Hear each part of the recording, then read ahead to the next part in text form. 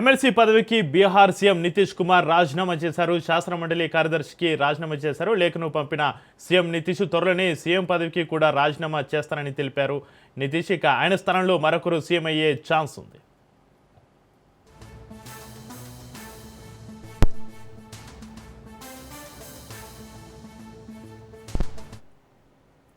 MLC పదవికి Bihar CM Nitish Kumar రాజీనామాకు సంబంధించి మరింత సమాచారాన్ని మా ఇన్పుట్ ఎడిటర్ శ్రీకాంత్ లైవ్లో అందిస్తారు. Srikanth, good morning. ఎమ్మెల్సీ పదవికి బీహార్ ముఖ్యమంత్రి నితీష్ కుమార్ రాజీనామా చేశారు. నితీష్ కుమార్తో పాటు నితిన్ నవీన్ కూడా రాజీనామా చేశారు. ఎందుకంటే వీళ్ళిద్దరూ కూడా రాజ్యసభకి ఎన్నికారు. నితిన్ నవీన్ జాతీయ అధ్యక్షుడిగా ఉన్నారు. సో ప్రస్తుతానికి ఆయన ఎమ్మెల్సీగా ఉన్నారు. రాజ్యసభకి ఎన్నికయ్యారు కాబట్టి ఎమ్మెల్సీ పదవికి రాజీనామా చేశారు. అండ్ తో పాటు నితీష్ కుమార్ ప్రస్తుతానికి ముఖ్యమంత్రిగా ఉన్నారు. ఆయన ఎమ్మెల్సీగా కూడా కొనసాగుతున్నారు కాబట్టి సో ఒకే పదవిలో ఉండాలి కాబట్టి ఎమ్మెల్సీ పదవికి కూడా రాజీనామా చేశారు. అయితే ముఖ్యమంత్రిగా ఎప్పుడు రాజీనామా చేయబోతున్నారు అన్నది కూడా ఒక ఉత్కంఠ కనిపిస్తోంది. సో దానికి ఇంకా సమయం తీసుకుంటారా? ఎందుకంటే ముఖ్యమంత్రిగా అది ఆయన ఇష్టం. ఒకవేళ ఇప్పటికే స్పీకర్ మండలి చైర్మన్ చెప్పడం జరిగింది, అక్కడటువంటి స్పీకర్ కూడా చెప్పడం జరిగింది. నితీష్ కుమార్ ఒకవేళ ఉండాలనుకుంటే ఇంకొక 6 నెలల వరకు కూడా ఆయన ముఖ్యమంత్రిగా కొనసాగేటువంటి అవకాశం ఉంటుంది. అది ఆయన ఇష్టానికి వదిలేస్తున్నామంటూ కూడా ఒక మాట చెప్పడం జరిగింది. బట్ ఇదేమైనా కానీ మార్చి 16 జరిగినటువంటి రాజ్యసభ ఎన్నికల్లో నితీష్ కుమార్ విజయం సాధించారు. సో ఇప్పుడు భవిష్యత్ ఏంటి? నితీష్ కుమార్ వారసులు ఉంటారా? తన కొడుకు వస్తారా రంగంలోకి, లేదంటే జేడీయూ నుంచే ఉంటారా, లేదంటే బీజేపీ నుంచి ఉంటారా అన్నది మాత్రం చూడాల్సినటువంటి అవసరం ఉంది. అండ్ బీజేపీ కూడా తక్షణం అక్కడ ముఖ్యమంత్రిని పెట్టేటువంటి పరిస్థితులు ఉంటాయి. ఇప్పటికే బీజేపీ ముఖ్యమంత్రి రాబోతున్నారు అన్నటువంటి వాదనలు కూడా చాలా బలంగా వినిపిస్తున్నాయి. సో ఇట్లా నేపథ్యంలో నితీష్ కుమార్ ఇంకొక 6 నెలల పాటు ముఖ్యమంత్రిగా కొనసాగే అవకాశం ఉంటుంది అన్నది కూడా కనిపిస్తోంది. ఎందుకంటే రాజ్యాంగం ప్రకారం రాజ్యసభ సభ్యుడైనటువంటి 14 రోజుల్లోపు రాష్ట్రంలో ఉన్నటువంటి సభ్యత్వానికి రాజీనామా చేయాలి. సో అదే ఉద్దేశంతో ఈరోజు ముఖ్యమంత్రి ఎమ్మెల్సీ పదవికి రాజీనామా చేయడం జరిగింది. ఎందుకంటే ఆ తర్వాత ఒకవేళ రాజీనామా చేయకపోతే ఏదో ఒక సభ్యత్వం ఆటోమేటిక్గా రద్దవుపోతుంది కాబట్టి సో ఈరోజు ముఖ్యమంత్రి నితీష్ కుమార్ ఆ పదవి నిర్ణయం తీసుకోవడం జరిగింది. సో ఇట్లాంటి నేపథ్యంలో నెక్స్ట్ ఏం చేయబోతున్నారు అన్నది మాత్రం ఒక చర్చ బలంగా నడుస్తోంది. బీజేపీ తక్షణమే నిర్ణయం తీసుకుంటుందా?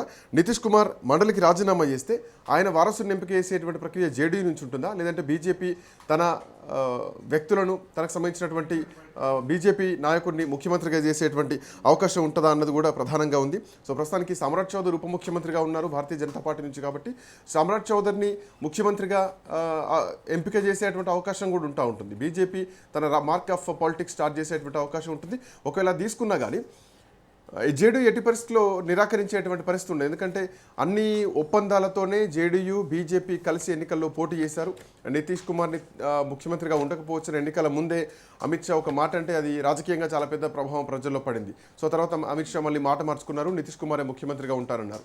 సో ఆయనకున్నటువంటి వయోభారం కావచ్చు అండ్ ఇప్పుడు ఒకవేళ నిర్ణయం తీసుకుంటే జేడీయూ పరిస్థితి ఏంటి, జేడీయూని ఎవరు నడిపిస్తారు, జేడీయూ మళ్ళీ అంటే వాళ్ళ నితీష్ కుమార్ కొడుకే నడిపించేటువంటి అవకాశం ఉందా అన్నది మాత్రం కొన్ని ఊహాగానాలు వినిపిస్తున్నాయి. అది ఇదే సమయంలో నిషాంత్ కుమార్కి సంబంధించినటువంటి ఊహాగానాలు కూడా చాలా పెద్ద ఎత్తున నడుస్తున్నాయి. ఎందుకంటే జేడీయూ నుంచి నితీష్ కుమార్ తర్వాత నిషాంత్ కుమారే ఆ పగ్గాలు చేపట్టాలని చెప్పేసి జేడీయూ అంతా కూడా భావిస్తున్నారు. ఈవెన్ బీహార్లో ఉన్నటువంటి చాలామంది ప్రజలు కూడా నిషాంత్కే పగ్గాలు అప్పచెప్పాలి అన్నటువంటి వార్తలు కూడా రాబోతున్నాయి. బట్ ఇప్పుడు సమ్రాట్ చౌదరికి ఇస్తారా? నిషాంత్ కుమార్ని జేడీయూ నుంచి ముఖ్యమంత్రిగా చేసే అవకాశం ఉందా, లేదంటే జేడీయూ నుంచి ఉప ముఖ్యమంత్రి పదవి ఇస్తే కనుక అది నిషాంత్ కుమార్కి ఏమైనా ఇచ్చేటువంటి అవకాశం ఉంటుందా అన్నది కూడా చూడాల్సినటువంటి అవసరం ఉంది. క్రియాశీలక రాజకీయాల్లోకి నిషాంత్ వస్తే కనుక రేపొద్దున జేడీయూ బాధ్యతలు కూడా నిషాంత్ చేపట్టేటువంటి పరిణామాలు కూడా కనిపిస్తున్నాయి. సో ఇప్పుడు బీజేపీ తక్షణమే ముఖ్యమంత్రిని పెడతారా అన్నది కూడా చూడాల్సినటువంటి అవసరం ఉంది. నిషాంత్ కుమార్ని నితీష్ కుమార్ వారసుడిగా ఇప్పటికే జేడీయూ మొత్తం కూడా భావిస్తోంది. బీహార్ ప్రజలు కూడా నిషాంత్ కుమార్ వైపు మొగ్గు చూపుతున్నారు. సో ఇట్లా నేపథ్యంలో బీజేపీ కూడా పెద్దగా అంటే జేడీయూను కాదని ముందుకెళ్లేటువంటి పరిస్థితి ఉండదు. నితీష్ కుమార్ సెంటిమెంట్ ఎక్కువగా ఉంటుంది బీహారీస్లో. సో ఇప్పుడు జేడీయూ నుంచి ఉప ముఖ్యమంత్రి ఇస్తే కనుక రేపొద్దున నిషాంత్ కుమార్కు ఉప ముఖ్యమంత్రి దక్కేటువంటి అవకాశాలు ఉన్నాయన్నది కూడా ఒక వాదన అయితే బలంగా వినిపిస్తోంది. బట్ ఏదేమైనా కానీ నితీష్ కుమార్ త్వరలోనే తన ముఖ్యమంత్రి పదవి నుంచి కూడా తప్పుకుంటారు అన్నటువంటి ఊహాగానాలు కూడా వినిపిస్తున్నాయి. సో దీనికి కొంత ఆచితూచి అయితే సమయం తీసుకుంటున్నారు. సో రేపొద్దున నితీష్ కుమార్ ఎప్పుడు రాజీనామా చేయబోతున్నారు ఏమిటి ఇవన్నీ కూడా ఒక చర్చ అయితే బలంగా నడుస్తోంది.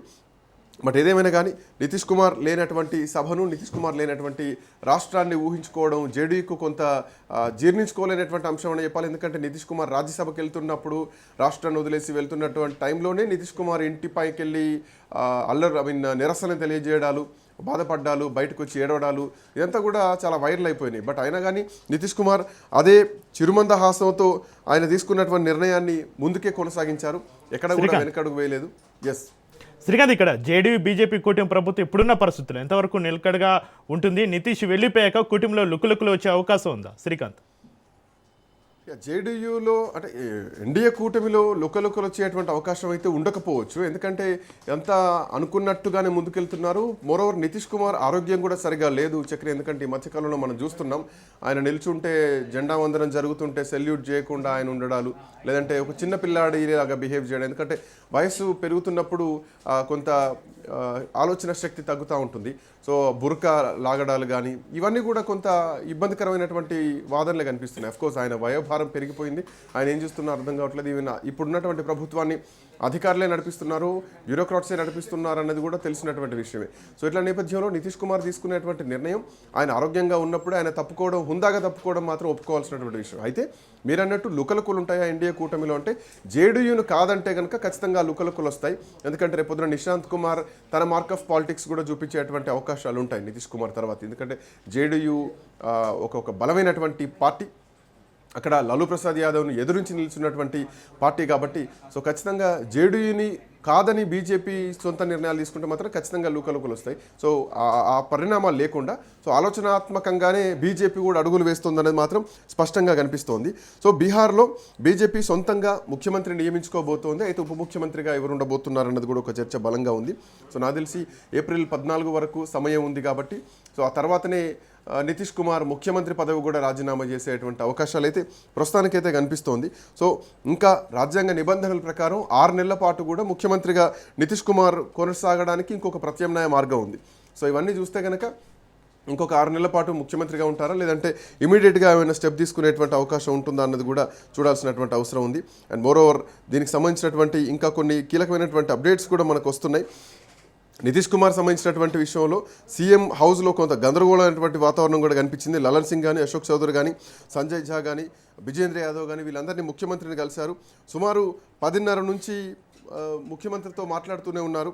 అసెంబ్లీకి చేరుకున్న తర్వాత అంటే రాజీనామా చేయకూడదు, రాష్ట్ర నిధులు పోవద్దన్నటువంటి ధోరణి వాళ్ళందరి దగ్గరే కనిపించింది. బట్ అయినా కానీ సంజయ్ గాంధీ తన రాజీనామాను శాసనమండలి చైర్మన్ అవధేష్ నారాయణ సింగ్ కూడా ఇవ్వడం జరిగింది. ఇది నితీష్ కుమార్ సంబంధించినటువంటి రాజీనామా పత్రాన్ని కూడా చైర్మన్ ఆమోదించడం జరిగింది. తో పాటు అటు నితిన్ నబీన్ సంబంధించినటువంటి రాజీనామా పత్రాన్ని కూడా చైర్మన్ ఆమోదించడం జరిగింది. అయితే దీంట్లో ఇంకొక అంశం కూడా మనం మాట్లాడాల్సినటువంటి అవసరం ఉంది. నితిన్ నబీన్ దీనికి సంబంధించినటువంటి విషయంలో నితిన్ నబీన్ కూడా కొంత భావోద్వేగమైనటువంటి పోస్ట్ పెట్టారంటే, నేను ఇంకా ఉన్నత స్థానాలకు వెళ్తున్నాను. సో వాళ్ళ అమ్మను ఉద్దేశించి అంటే వాళ్ళ అమ్మ తదనంతరం వాళ్ళ అమ్మ మరణం తర్వాత ఆయన తన బాధను పంచుకుంటూ అమ్మను ఉద్దేశించి ఒక పోస్ట్ పెట్టడం జరిగింది.